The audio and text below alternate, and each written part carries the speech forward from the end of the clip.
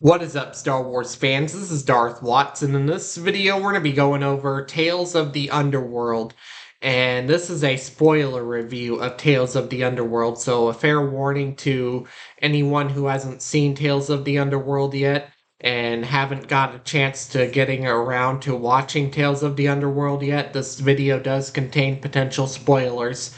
So for those of you who don't want any spoilers whatsoever, I highly recommend hopping off this video right now, and I will catch you in the next video. Just a fair warning. But anyways, enough jibber jabber, let's get on to the topic. So, Tales of the Underworld was a pretty okay show. I'm not like too amazed by it, but I did like the first three episodes, which satisfied me on how we were able to see Asajj Ventress in the Bad Batch.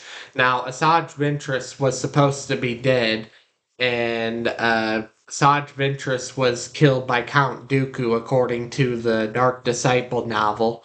But Asajj Ventress was supposed to be dead. We see Quinlan Voss and Obi-Wan Kenobi on the planet of Dathomir, and then burying Asajj Ventress, but then Asajj Ventress ends up getting resurrected with Night Sister magic, and that explains exactly how Asajj Ventress ends up being alive during the time of the Bad Batch, and that shows that it's not a retcon anymore like some Star Wars fans initially thought it was.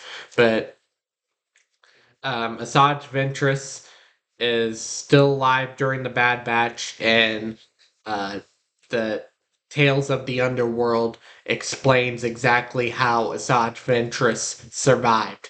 Now that was my favorite episodes, was the first half of the season. And then the second half was about Cad Bane telling his backstory, and we learned that Cad Bane had a son, but was raised by one of his friends as a father figure. Cad Bane was served some time, had to go away for a while, served some time in prison, and then broke out, and then Cad Bane ends up having connections with it explains how he has connections with the underworld, how he got into the how like basically his past, and what his connections with the underworld is. So the second half was about Cad Bane, and then the first half was about Asajj Ventress, explaining exactly how Asajj Ventress survived. Now, there wasn't really much, but I would rate the show a 7 out of 10 as my review. But anyways, that's all I have to say for this video. Do make sure to smash a like, subscribe, comment, and I will catch you all later in another video.